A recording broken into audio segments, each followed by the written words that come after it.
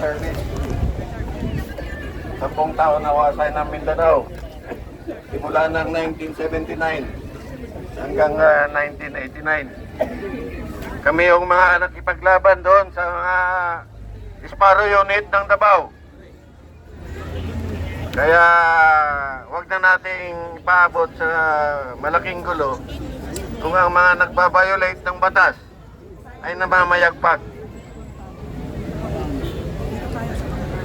Kailangan natin ang suporta ng mga tao. Dahil nakikita natin at alam din namin ang rules of engagement sa lahat ng operation. After 38 years sa active service, nag-retire ako na matahimik dahil akala ko ay payapa na ang bayan natin at maging masagana na ang pamumuhay natin. Ngunit mukhang nagkamali ako dahil kung naging membro man ako ng Kabataang Makabayan nung akong high school pa at naging sundalo, ay nakikita ko ang paghihirap ng taong bayan personally, hindi sa salita lang. Nung panahon ng 8 ko, tinawag kami galing sa Davao, 1986. Nagdala ako ng tropa dito sa Camp Aguinaldo. At kasama kami, nagdepensa sa Camp Aguinaldo ng 8 kudita. 1987 ang pinakauna na maraming namamatay at 1989 ang huli na pinakamaraming namatay. Anong ginawa nila? Yung mga namatay na sundalo ay nagkaroon ng blackout. News blackout ang pinalabas. Ang mga namatay na sundalo na mahigit 100 ay namatay sa combat sa Mindanao. Kaya nandito ako ngayon na huwag niyong subukan ang galit ng taong bayan. Dahil nung nasa Davao kami nung 1979 hanggang 1984, araw-araw may namamatay na pulis. Kaya tinawagan kami at mag-conduct ng counter Sparrow operation. Ang namamatay na pulis sa Davao, dahil akala nila mga abusado, ay 38 policeman sa isang buwan. Kaya napilitan kaming gumawa ng operasyon laban sa kaliwa. Kaya wag nyo nang subukan na magkaroon ulit ng hindi magandang pangyayari sa ating bayan. Kaya lang, kailangan ng tulong ng taong bayan. Kailangan ng taong bayan na ipakita natin na dapat sumunod tayo. Dapat sumunod tayo sa batas. Hindi lang ang taong bayan ang dapat sumunod sa batas. Dapat ang sumunod sa tamang pamamaraan at sa tamang batas. Kagaya ng ating konstitusyon ay dapat ang mangunguna ay ang law enforcers. Dahil kung wala ang taong bayan, ay baka mawawala rin kayo. Nakikita natin na pag lumakas ang kalaban, gaya ng mga kalaban sa kaliwa, ay wala na din naman nagawa ang PNP sa Davao. Ang Davao tinake over ng Marine Brigade noong panahon ni Colonel Biason. Kaya ang nagtatraffic sa Davao noong araw ay mga Marine. Ang nagtatraffic at nagtaconduct ng peace and order operation sa Davao noong panahon ng kasagsagan ng bakbakan doon ay ang Marine. Ngayon, bakit ang nangunguna sa pagprotekta sa gumagawa ng mga kasalanan, lumalabag sa batas, ay pinoproteksyonan ng mga pulis at NBI? Tama ba yun? Ang tao ang makapagsabi kung tama yun. Pero sa experience namin na matagal na sa gera, ay hindi tama kung ang bawat aksyon ay lumalabag sa batas. Kahit sino pa man na lumabag sa batas ay dapat hulihin at ipakulong. Pero sa tamang paraan, meron tayong rules of engagement at tamang procedure kung paano ipapairal ang batas. At huwag niyong pilitin na lumabag kayo ng sunod-sunod sa batas dahil pag nagalit ang taong bayan ay hindi ninyo sila mapipigilan. Ganon ang nangyari sa Davao, kaya nagkaroon ng patayan nung araw na yun. Ito pa, noong 1989, lumuntik nang matalo ang armed forces doon sa Camp Aguinaldo. Ang order ng kataas-taasan sa amin, ako mismo nakatanggap ng order, ay tapunan ng granada ang mga pwersa ng sundalo na umatake sa Camp Aguinaldo. Hindi ko sinunod yun. Ang sinabi ko sa commander ay hindi namin magagawa yan dahil illegal yan. Natanggal ba ako sa serbisyo? Hindi naman. Noong 1987, ang order sa amin, patayin yung mga leader ng mga nagkubita. Kasama na si Colonel Hunasan. Nag-make statement ako. Ang sinabi ko, mga kasama din natin yan. Mga kasama din namin yan. Sir, hindi namin pwedeng magagawa yan. Kung gusto nyo, kausapin na lang natin. So, yun ang hindi magandang experience kung panahon ng gera. Maraming nambubusabos, maraming abusado, at marami rin ang sumusunod sa tamang paraan. Ngayon, humingi si Senador Bato ng tulong, particularly sa grupo namin. Kaya ang iba sa amin ngayon na matagal ng retired ay lumabas. At wala naman kaming armas, pero huwag nyo kaming pipilitin dahil marunong kaming maghanap ng armas.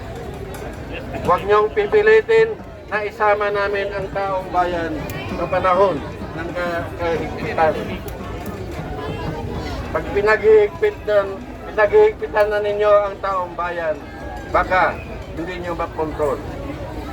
Ang strength ng armed forces at ng PNP ay almost 400,000 lang. Ang strength ng mga tao ay mahigit 100 million. So, huwag niyong pipilitin na umabot tayo sa hindi masamang gawain. So, kailangan natin na ipairal ang batas. Kung sundin natin ang batas, dapat ang mga senador ay sumunod din sa batas. Dapat meron din silang rules of engagement. Kung gusto nila na palabas si Bato, makiusap sila ng maayos sa Bato, sa Bato, para maayos yung legal procedure kung paano siya may turn over sa tamang korte. Hindi pa sa ICC, dahil hindi pa tayo member ng ICC. So bahala na ang korte ang magdesisyon kung saan siya dadalhin. Pero sa ngayon, dahil nasa loob siya ng Senado, ay dapat huwag ninyong gawan ng special operation. Dahil pag ginawa ninyo yan, makatikim din kayo ng special operation. Thank you.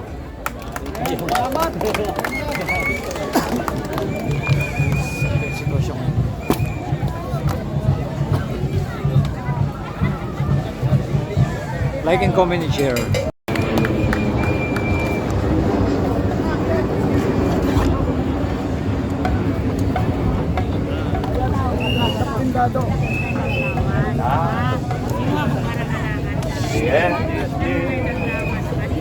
So I pray the final word. Magandang gabi din nyo lahat. Magandang gabi. Bakit kayo nandito? Ha? Okay. Ay, tanong meron kayo ba to? Nakidnapin para dahil naman doon sa dahil gusto niya isusunod kay Tatay Digong. Pwede ba yun? Bakit? Hindi pwede. Eh gusto ng gobyerno, ano ba? Pakialam nyo? Hindi! Ilabas yan! Huliin! Madala sa ICC! Ay, dapat doon ako sa kapila. Joke! Kaya bakit kayo nandito? Handa ba kayong harangan? Yes! Kayong, Handa ba tayo? pigilan? Handa ba tayo? Bago kayo sumagot ng handa, no? Ganito eh. Nandito kayo kasi meron kayo nakita na hindi tama. Ano yung hindi tama? Meron tayong Senator of the Republic and the Senate of the Philippines na pinaso at sinaserve yung warrant na questionable. Ngayon, whether totoo yung warrant o hindi totoo yung warrant, whether yung warrant galing sa dyan sa ICC na yan o hindi na kailangan pinakita. Ang issue dito ay yung soberanya natin lahat. Ginawa na kay Digong, hindi pwede na kahit sinong Pilipino ay isurrender sa ibang bansa, sa ibang korte. Kaya ang issue dito, hindi si Bato, hindi yung Senado. Ang issue dito, yung dignidad, yung ano natin, yung kalayaan natin, yung prinsipyo, yung ano natin, honor bilang Pilipino. Our freedom as a Filipino. We are entitled by the Constitution of the Republic of the Philippines na lahat kayo, nabasa nyo o kaya tumumpa kayo, sinasabi nyo sa Constitution, ang sinabi ng Constitution ay any Filipino should be presumed innocent until proven guilty in a court of law. Yung court of law saan ba? Sa ICC o dito sa korte natin? Kaya hindi pwede ipadala si Bato sa ibang korte na hindi pa bukan sa korte natin.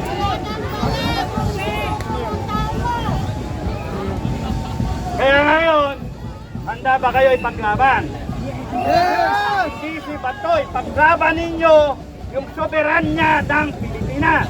Yes! Pagka kinuha si Bato at kinuwersang koni si Bato, ibig sabihin, yung mga nagpapakuha na yan, yung gobyerno natin, at yung mga tao nila ay wala ng respeto sa ating soberanya. And we declare a revolution pagka ganun ang gusto nila. Yes! Patay kung patay! Yun ang message ko. Yan ang mensahe po, General.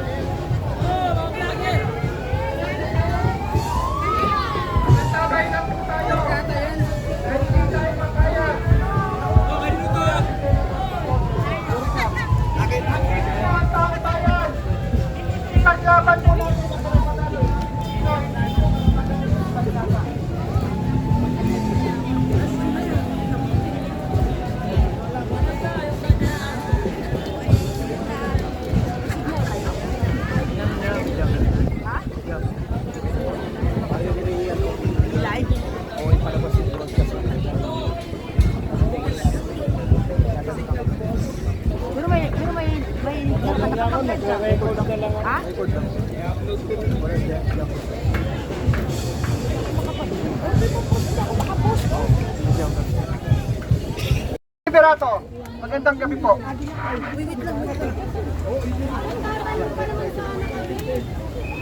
Magandang gabi sa lahat. Magandang gabi po. Paki-confirm sa sarili nyo mismo, paki-verify kung itong babasahin ko ay tama nga nanggagaling nga sa Supreme Court.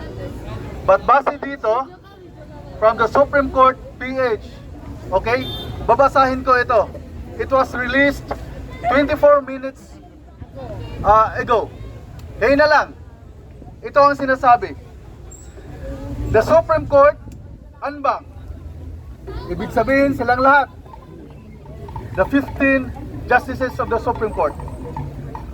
During its special session today, May 13, 2026, in GR number, ito yung case number na final sa court, 278747,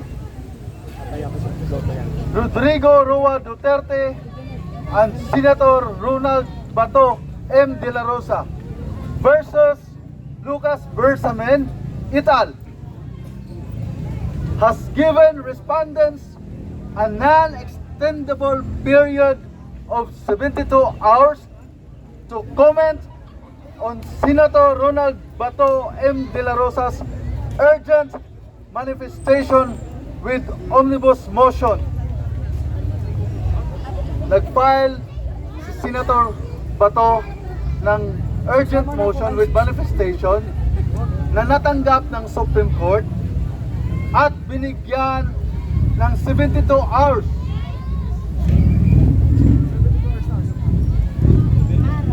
ng ang respondents na mag-file ng kanilang comment, no?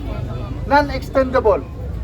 So, hindi pwedeng extend or mag-file ng motion to file answer or mag-motion para hingi pa ng extendable time to file their answer or to comment.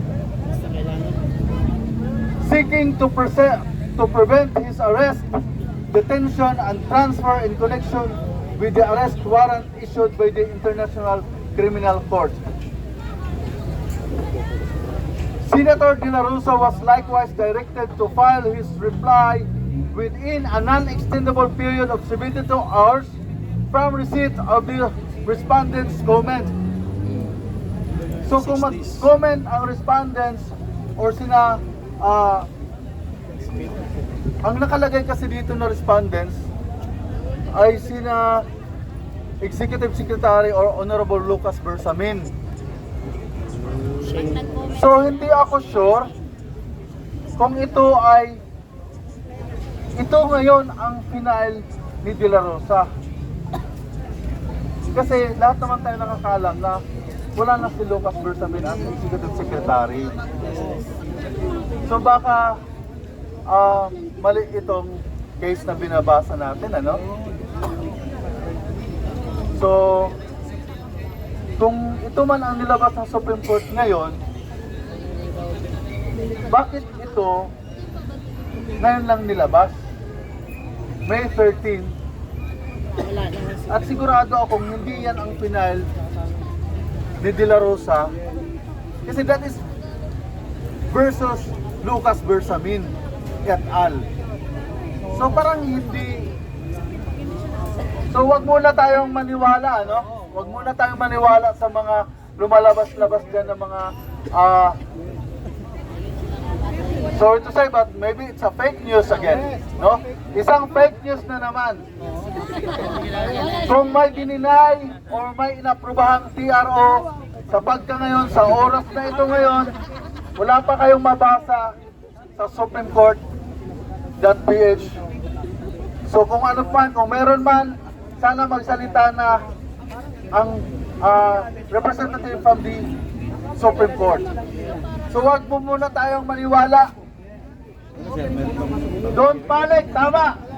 Kung mayroon mang sinasabing aarestuhin na si Senator Bato sa oras ngayon, fake news po yan. It is a mind conditioning. So wag po kayong maniwala hanggat ang Supreme Court ang nagsasalita. Okay? Pilit lang pinag-aaway ang tatlong branches ng ating gobyerno. Pilit lang nilang gawa ng istorya upang magkakaroon ng constitutional crisis versus the Senate and the Supreme Court. So please mga kababayan, manatili tayong mahinahon, manatili tayong mapagmatsyag at bantayan ang demokrasya. Tama po yung sinabi ng ating kasamahan kanina. Huwag nating hayaang yurakan ng kung anumang ahensya na gustong sirain ang ating integridad bilang Pilipino. Huwag nating hayaang yurakan at sirain ang sarili nating soberenya dito sa sarili nating lupa. Mga kasama, again, manatili po tayong mahinahon. Okay? Maraming salamat po.